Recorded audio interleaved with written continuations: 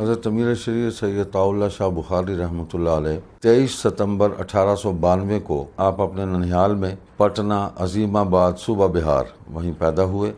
حضرت امیر شریعت رحمۃ اللہ علیہ کے آباء و اجداد ظاہر بات ہے کہ سادات تھے، اور یہ مدینہ طیبہ سے ہی مختلف صورتوں میں وہاں سے دنیا کے مختلف حصوں میں نکلے۔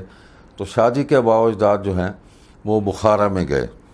اولاد تو ہیں سیدنا حسن رضی اللہ تعالی عنہ کی، اور 39ویں پشت میں ان سے شجرہ ملتا ہے، اور درمیان میں جو جنکشن ہے وہ سیدنا عبد القادر جیلانی رحمۃ اللہ علیہ کا ہے۔ تو وہاں سے حسنی بھی ہیں، حسینی بھی ہیں۔ تو انہی کے اولاد میں سے حضرت شیخ عبد القادر جیلانی کی اولاد میں سے کچھ لوگ جو ہیں وہ بخارا میں گئے، تو وہاں سلسلہ چلتا رہا۔ وہاں سے پھر شاہ جی کے جو خاندان کے جو اجداد بنتے ہیں وہ ہجرت کر کے کشمیر آ گئے۔ تو سید عبد الغفار بخاری یہ موری سے اعلیٰ ہیں شاہ جی کے خاندان کے، جو کشمیر میں آئے، اور یہاں پر وہ کشمیر کی جو اسلامی عدالت تھی، جو قاضی ہوا کرتے تھے اس وقت جو سسٹم تھا، تو اس میں قاضی بھی رہے۔ تو ان کی اولاد پھر کشمیر میں چلی، اور کشمیر سے پھر آگے اگلی نسلوں میں ہجرت کر کے یہ پاکستان میں جو گجرات ہے اس کے ایک گاؤں ناگڑیاں میں آ گئے۔ امیر شریعت سید طاء اللہ شاہ بخاری رحمۃ اللہ علیہ نے ابتدائی تعلیم اپنے ننیال پٹنہ میں ہی سب سے پہلے تو اپنے والد ماجد حضرت حافظ سید ضیاء الدین بخاری رحمۃ اللہ علیہ سے قرآن کریم حفظ کیا، اور پھر پٹنہ کے ہی دو معروف علماء تھے، مولانا سید الفت حسین بہاری اور مولانا عبد الرحیم بہاری، ان سے درس نظامی کی ابتدائی کتابیں جو ہیں عربی فارسی کی وہ ان سے آپ نے پڑھی۔ وہاں سے پھر تقریباً 12-13 سال کی عمر میں یہ گجرات میں آ گئے، پاکستان میں جو گجرات ہے اس کے ساتھ گاؤں ہے ناگڑیاں، وہاں آ گئے، کچھ عرصہ یہاں رہے۔ یہاں سے پھر دینی تعلیم کے لیے امرتسر تشریف لے گئے۔ وہاں حضرت علامہ انور شاہ کشمیری رحمۃ اللہ علیہ کے بہت جید شاگرد تھے، اور بہت بڑے عالم تھے حضرت مفتی غلام مصطفیٰ قاسمی رحمۃ اللہ علیہ۔ اسی طرح دوسرے ایک بزرگ تھے حضرت مفتی محمد حسن رحمۃ اللہ علیہ، جو جامع اشرفیہ کے بانی ہیں، اور تیسرے تھے حضرت مولانا نور احمد امرتسری رحمۃ اللہ علیہ، جو رہنے والے تو پسرور کے تھے لیکن امرتسر میں قیام پذیر ہوئے تو امرتسری مستقل وہ کہلانے لگ گئے۔ تو یہ 3 اساتذہ ہیں، ان سے مدرسہ میں پڑھتے رہے، اور دور حدیث تک کی کتابیں ان سے پڑھتے رہے۔ درمیان میں کچھ عرصہ کے لیے تعلیم چھوڑ دی اور تحریک آزادی میں شامل ہو گئے، قید ہو گئے، واپس آئے۔ تو پھر ایک چوتھے استاد ہیں مولانا حبیب الرحمن مکی رحمۃ اللہ علیہ، ان سے انفرادی طور پر بخاری شریف کی دونوں جلدیں جو ہیں وہ ان سے آپ نے وہ ان کی تعلیم حاصل کی، حدیث کی، اور درس نظامی مکمل کیا۔ آپ کسی مدرسہ کی سند تو نہیں رکھتے تھے، لیکن ان جید علماء سے آپ نے درس نظامی کی مکمل اس کی تکمیل کی اور اس کو پڑھا۔ اور یہ تمام اساتذہ آپ کے حضرت علامہ انور شاہ کشمیری رحمۃ اللہ علیہ کے براہ راست شاگرد ہیں۔ حضرت امیر شریعت رحمۃ اللہ علیہ نے اپنی عملی سیاسی زندگی کا آغاز تقریباً 1919 سے کیا، جو سیاسی زندگی کا آغاز ہے۔ مذہبی زندگی تو چل ہی رہی تھی، اور ایک حادثہ ہوا ہندوستان میں کہ اپریل 1919 میں 13 اپریل کو امرتسر میں ایک جلسہ ہوا، تمام ہندوستانیوں نے آزادی کے لیے جلسہ کیا، تو جنرل ڈائر نے ان پر گولی چلا دی۔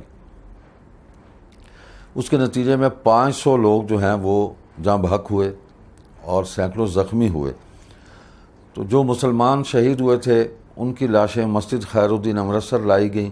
شاہ جی وہاں خطیب تھے اور پڑھتے بھی وہاں رہے، جو تعلیم کا دوسرا دور ہے وہاں پڑھتے رہے۔ تو شاہ جی نے ان لاشوں کو کفن دیا اور وہاں تقریر کی، اور پھر ان کے جنازوں کو لے کر قبرستان گئے، اور یہ ان کا آغاز تھا۔ پھر اسی طرح 1919 کے غالباً دسمبر میں امرتسر میں مختلف پارٹیوں کے سالانہ اجلاس ہوئے۔ کانگریس کا سالانہ اجلاس ہوا، اسی طرح مسلم لیگ کا سالانہ اجلاس ہوا، اور اسی طرح تحریک خلافت کا بھی آغاز ہوا، اور علامہ اقبال بھی وہاں تشریف لے گئے تھے۔ تو جو خلافت کانفرنس ہوئی تھی وہ صدارت کی مولانا شوکت علی نے، اور یہ دونوں بھائی جیل سے رہا ہو کر آئے تھے، مولانا محمد علی اور مولانا شوکت علی۔ تو وہاں پر جلسہ ہوا، خلافت کانفرنس ہوئی، شاہ جی نے پہلی تقریر وہاں کی، اور یہ لوگ اتنے متاثر ہوئے، جو سیاسی تقریر تھی، وہاں سے ان کی سیاسی زندگی کا آغاز ہوا۔ جلیاں والا باغ کا حادثہ یہ 1919 کے شروع میں ہے، اپریل میں، اور دسمبر میں یہ خلافت کانفرنس کا وہاں اجلاس تھا، اور اس میں شاہ جی نے پہلی سیاسی تقریر کی۔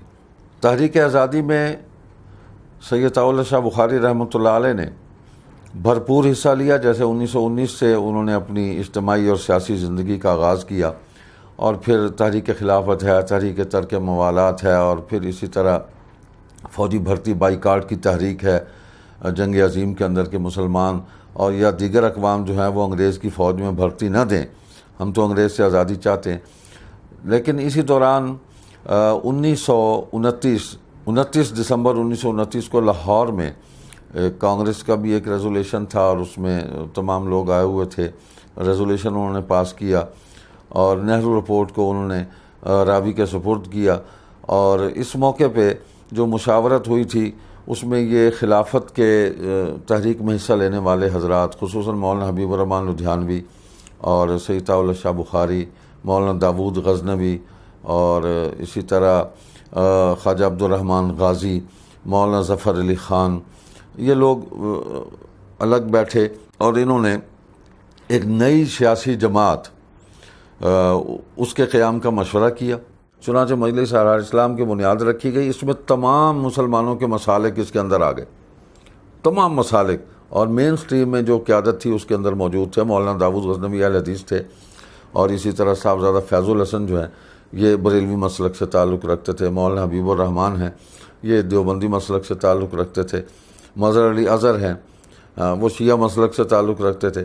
تو پھر اس کے علاوہ جو وسعت دی وہ یہ ہے کہ شعراء اور ادباء اس کے اندر موجود تھے، صحافی اس کے اندر آ گئے، یعنی مختلف طبقہ فکر کے لوگ جو ہیں وہ ان کی نمائندگی اس پارٹی کے اندر موجود تھی، کہ یہ صرف علماء کی جماعت نہیں ہے، علماء بھی ہیں اور تمام لوگ ہیں، ہمہ جہت کام ہے۔ تو تحریک آزادی میں پورے ہندوستان میں جہاں بھی کوئی ضرورت پیش آئی ہے، مجلس احرار کے پلیٹ فارم سے شاہ صاحب وہاں آگے بڑھے ہیں اور جا کے کام کیا، وہ چاہے مذہبی شعبہ ہو، چاہے سیاسی شعبہ ہو، خدمت خلق کا شعبہ ہو، تعلیم کا شعبہ ہو، ہر طرف آگے بڑھے ہیں۔ عقیدہ ختم نبوت کا تحفظ شاہ صاحب کا یہ یعنی ایک تو بنیادی عقیدہ ہے، تو اس کے ساتھ جو آپ کی کمٹمنٹ تھی، جو وابستگی تھی، وہ بڑی ہی عاشقانہ اور والہانہ تھی۔ اپریل 1920 میں اس کا آغاز ہوتا ہے اجتماعی حوالے سے، کہ مولانا ثناء اللہ امرتسری رحمۃ اللہ علیہ انہوں نے شاہ صاحب کو بتایا کہ مرزا قادیانی کا بیٹا مرزا بشیر الدین جلسہ کر رہا ہے، اور امرتسر میں بندے ماترم حال میں، اور لوگوں کے اندر وہ اپنے آپ کو بحیثیت مسلمان پیش کر کے دھوکہ دے رہے ہیں مسلمانوں کو بھی، تو آپ اس میں جائیں اور ان سوالات کریں، ان کو روکیں کہ وہ اس دھوکہ دہی سے وہ باز آ جائیں۔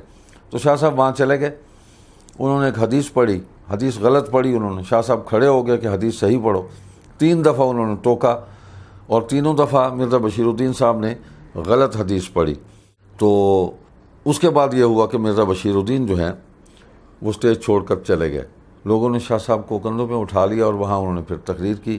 یہ 1920 میں قادیانیت کے خلاف اور لوگوں کو اویئرنیس دینے کے لیے کہ یہ فتنہ کیا ہے اور عقیدہ ختم نبوت کیا ہے، یہ ایک پہلا عوامی اور اجتماعی شاہ صاحب کا ایک مظاہرہ تھا۔ پھر 4 سال کے بعد قادیان کے اندر وہاں کی ایک مقامی مسلمانوں کی تنظیم تھی، انہوں نے جلسہ کیا، اور حضرت علامہ انور شاہ کاشمیری رحمۃ اللہ علیہ کو وہاں بلایا 1924 میں۔ تو اس میں مولانا بدر عالم بھی تھے، مولانا ثناء اللہ امرتسری بھی تھے، مولانا مرتضی حسن چاندپوری بھی تھے، عطاء اللہ شاہ بخاری رحمۃ اللہ علیہ بھی تھے، مولانا محمد علی مونگیری بھی تھے۔ تو وہ ایک تبلیغی جلسہ تھا، تو اس کے اندر قادیانیوں نے حملہ بھی کیا، جلسے پر زخمی کیا لوگوں کو۔ تو شاہ جی کی آخری دن تقریر تھی، تو اس میں انہوں نے پہلی دفعہ تقریر کی اور فرمایا کہ آج میں پہلی دفعہ قادیان میں پہلی دفعہ آیا ہوں، پہلی تقریر ہے میری، اور یہ جو انسانیت کا درس دے رہے ہیں اور مسلمانوں سے ہمدردی کا اظہار کر رہے ہیں، وحدت امت کی بات کر رہے ہیں قادیانی لوگ، تو رات اس کا مظاہرہ تم نے دیکھ لیا کہ کس طرح لوگوں پر ظلم کیا، تشدد کیا، رہنماؤں کے گھروں پر انہوں نے حملے کیے۔ تو ہم اس پر صبر کرتے ہیں، ہم اس کے مقابلے میں تشدد نہیں کریں گے، ہم ان کو دین کی دعوت دیتے ہیں۔ تو آئندہ سال آپ دیکھیں گے کہ اس سے زیادہ لوگ جو ہیں وہ آپ کے ساتھ شریک ہوں گے، آپ کے صبر کی وجہ سے، اس دعوت کی وجہ سے۔ تو 24 سے 1934 تک مسلسل 10 سال ایک محنت کی عقیدہ ختم نبوت کے حوالے سے۔ اسی دوران 1930 میں لاہور میں انجمن خدام الدین کا جلسہ ہوا، مولانا احمد علی لاہوری رحمۃ اللہ علیہ نے اس میں جید علماء کو بلایا، 500 علماء شریک تھے، علامہ انور شاہ کاشمیری رحمۃ اللہ علیہ اس میں آئے ہوئے تھے۔ تو حضرت انور شاہ کاشمیری نے شاہ صاحب کو امیر شریعت بنایا، امیر شریعت پنجاب، مختلف علاقوں میں امیر شریعت بنائے گئے تھے، امارت شریعہ قائم کی گئی تھی، تو لوگ ان سے اپنے مسائل جو ہیں وہ حل کرواتے تھے۔ لیکن پنجاب میں جو امارت شریعہ قائم ہوئی، سید اللہ شاہ بخاری کو امیر شریعت بنایا، ان کے ہاتھ میں بیعت کی، قادیانیت کا شعبہ ان کے سپرد کیا کہ عقیدہ ختم نبوت کے تحفظ اور قادیانیت کا محاسبہ اور تعاقب یہ آپ کے ذمے ہے، اور شریعت کے اس امر کے اندر آپ ہمارے امیر ہیں۔ 500 علماء نے بیعت کی۔ وہاں سے شاہ صاحب کی ایک تو شخصیت کے اندر بہت زیادہ ابھار پیدا ہوا، شہرت ہوئی، اور بہت زیادہ لوگوں میں ان کے لیے پذیرائی ہوئی۔ اور پھر شاہ صاحب نے مسلسل 1930 سے 34 تک یہ 4 سال اتنی محنت کی کہ 34 میں قادیان کے اندر احرار تبلیغ کانفرنس کی، یعنی عنوان ہمیشہ تبلیغ کا رکھا اور اس کا حق ادا کیا۔ ہم لڑنے کے لیے کبھی بھی نہیں گئے۔ شاہ صاحب پوری زندگی کہیں بھی کوئی تشدد کا ان کا عمل نہیں ہے، نہ انفرادی نہ اجتماعی۔ تو اس موقع پہ پورے ہندوستان سے تمام علماء و مشائخ، تمام دینی جماعتیں، ان کے رہنما، صحافی، شعراء، ادباء، ہر طبقہ کے لوگ جو ہیں وہاں پر دعوت دی، اور مولانا سید حسین احمد مدنی رحمۃ اللہ علیہ کی صدارت میں شاہ صاحب کی وہاں تقریر ہوئی۔ 16 قادیانیوں نے شاہ صاحب کی تقریر کے موقع پر اسلام قبول کیا۔ اور اس سے پہلے مولانا عبد الکریم مباہلہ قادیانی تھے، وہ مسلمان ہوئے، قادیان کے رہنے والے تھے۔ مولانا لال حسین اختر رحمۃ اللہ علیہ وہ مسلمان ہوئے، لاہور میں مجلس احرار کے جلسہ میں موچی دروازہ میں انہوں نے اپنے مسلمان ہونے کا اعلان کیا، اور مجلس احرار کے جلسے میں شرکت ہوئی، مجلس احرار کے سٹیج سے کام کیا۔ تو یہ ایک کام تھا جو لے کر وہ چلتے رہے۔ 1947 میں پاکستان بن گیا، اور قیام پاکستان کے بعد اب ضرورت تھی کہ پاکستان کے استحکام اور اس کی ترقی کے لیے ہم سب لوگ جو ہیں وہ مل کر ایک جد و جہد اور محنت کریں۔ لیکن ایسا خطرناک ماحول بنا کہ انگریز ہی کے ایما پر اور اسی کا لاڈلا معروف قادیانی مسٹر سر ظفر اللہ خان، جو ایڈوائزری کونسل میں بھی شامل کیا گیا تھا پاکستان بننے سے پہلے، اس وقت بھی مجلس احرار نے احتجاج کیا۔ پاکستان بننے کے بعد اسے وزیر خارجہ پہلا بنا دیا گیا، اور یہ انگریزی ایما پر ہی بنایا گیا۔ انہوں نے جب پورے پاکستان کے اندر قادیانیت کی تبلیغ کے لیے انہوں نے فنڈنگ بھی ان کے لیے کی، اور ان کے لیے مواقع فراہم کیے، سروسز میں ان کے لیے راستے کھول دیے، کی پوسٹوں پر ان کو بٹھانا شروع کر دیا۔ بیرون ملک چونکہ وزیر خارجہ تھے، پاکستانی سفارت خانوں کو انہوں نے قادیانیت کی تبلیغ کے اڈے بنانے شروع کر دیے۔ اسرائیل میں مشن قائم ہو گیا ان کا قادیانیوں کا۔ پاکستان کے اندر مرزا بشیر الدین صاحب جو مرزا قادیانی کے بیٹے تھے ان کے، اور ان کے دوسرے جانشین تھے، انہوں نے جس قسم کی دھمکیاں دینی شروع کی، اور 1952 میں انہوں نے یہ تقریر میں کہا کہ عنقریب جو ہے وہ بلوچستان آمدی اسٹیٹ بن جائے گا۔ یعنی قادیانیوں نے وہاں اتنا کام شروع کر دیا کہ ہم اس صوبے کو ایک قادیانی اسٹیٹ کے طور پر ہم اس کو استعمال کریں گے اور پاکستان کے لیے مشکلات پیدا کریں گے۔ تب شاہ صاحب نے اس حوالے سے محسوس کیا تو ملک کے لیے سب سے بڑا خطرہ ہے پاکستان کی سلامتی کے لیے، تو انہوں نے 1952 میں پھر تمام مکاتب فکر کو جمع کیا، اور مجلس احرار کے پلیٹ فارم سے دعوت دی، کل جماعتی مجلس عمل بنائی گئی، تمام مشائخ مذہبی جماعتیں جمع کر کے مطالبہ کیا کہ مسٹر ظفر اللہ خان کو برطرف کیا جائے وزارت خارجہ سے، اور اسی طرح کی پوسٹوں سے قادیانیوں کو ہٹایا جائے، اور روا جو اب چناب نگر کے نام سے ہے اس کو کھلا شہر قرار دیا جائے۔ یہ قسم کا منی ویٹیکن سٹی بنا ہوا تھا، یہاں کوئی اور انٹر نہیں ہو سکتا تھا ان کے سوا۔ پاکستان کا شہر ہے، اس میں کوئی جا نہیں سکتا. تو یہ کیفیت تھی. تو یہ مطالبات تھے. تو اس پر پھر ایک تحریک چلی 1953 میں، اور اس میں بڑی قربانیاں ہوئیں. 10,000 مسلمان شہید ہوئے، اور مجموعی طور پر شاہ صاحب بھی اس میں قید ہوئے، دیگر رہنما بھی سارے اس میں گرفتار ہوئے، قید ہوئے. وہ تشدد سے تحریک کو تو دبا دیا گیا، عوام کے دلوں کے اندر ختم نبوت کے لیے کام کرنے کا جذبہ اس قدر زیادہ راسخ ہوا کہ اس کے نتائج پھر بعد میں ہمیں ملے، اور بہترین نتائج ملے الحمدللہ. تو اس وقت پاکستان کی سلامتی کو جو خطرات سے، ان سے ملک کو بچایا، اور عوام کے عقائد کو، ایمان لوٹنے کے حوالے سے جو خطرات تھے ان کو بھانپا، عوام کو باخبر کیا. اور تیسرے نمبر پر قادیانیوں کو دین کی دعوت دی. یہ ایک محنت تھی 1953 کی تحریک ختم نبوت. شاہ صاحب نے اپنی جماعت کے پلیٹ فارم سے دعوت دے کے سب کو اکٹھا کیا، اور پھر سب کو لے کر ساتھ چلے. امیر شریف رحمۃ اللہ علیہ کی شخصیت ہمہ پہلو شخصیت تھی.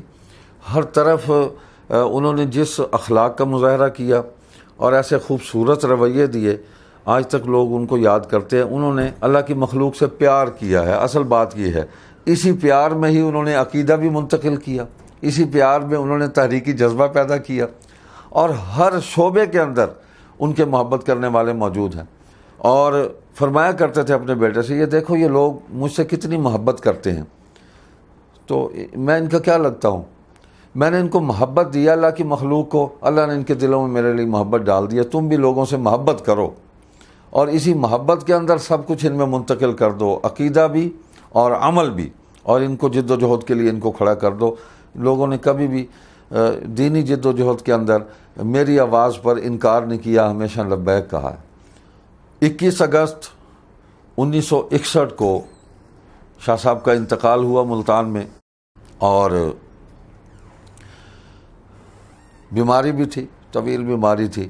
لیکن آخری وقت جو مجھے یاد ہے، الحمدللہ ہمارے جو بڑے ماموں تھے شاہ صاحب کے بڑے فرزند ابو ذر بخاری رحمۃ اللہ علیہ، میرا ہاتھ پکڑ کے شاہ صاحب کے قریب لائے چارپائی پہ، اور زمزم تھا ایک برتن میں، تو فرمایا کہ یہ چمچیاں اپنے نانا با کے منہ میں ڈالو. تو میں ڈال رہا تھا، اور وہ اس وقت ذکر کر رہے تھے اللہ اللہ اللہ. تو مجھے متوجہ کیا، یعنی یہ بچے کے ذہن میں یہ بات راسخ ہو جائے، مشاہدہ بھی ہو جائے، یاد بھی ہو جائے کہ تمہارے نانا ابا کیا پڑھ رہے ہیں. تو میں نے کہا کہ اللہ اللہ کر رہے ہیں. تو یہ آخری وقت مجھے یاد ہے کہ اس میں اور لوگ بھی آئے، حکیم صاحبان تھے، حکیم عطا اللہ خان آپ کے ہم نام تھے، آپ کے معالج تھے، وہ بھی تھے. تو 21 اگست 1961 کو شام کے وقت ان کا انتقال ہوا، اور 22 اگست کو آپ کی نماز جنازہ ہوئی. آپ کے بڑے فرزند حضرت مولانا سید ابو ذر بخاری رحمۃ اللہ علیہ نے آپ کی نماز جنازہ پڑھائی، اور ملتان کے قدیم قبرستان جلال باقری اس کا نام ہے قبرستان کا، اس کے ایک احاطے کے اندر آپ کی تدفین ہوئی. اور آج اسی احاطے میں آپ کے فرزندان بھی ہیں، آپ کی اہلیہ بھی ہیں، آپ کی بیٹی بھی ہے، آپ کے داماد بھی ہیں، سارا خاندان اسی احاطے کے اندر مدفون ہے. اور اللہ تعالیٰ ان کی قبروں پر رحمت نازل فرمائے.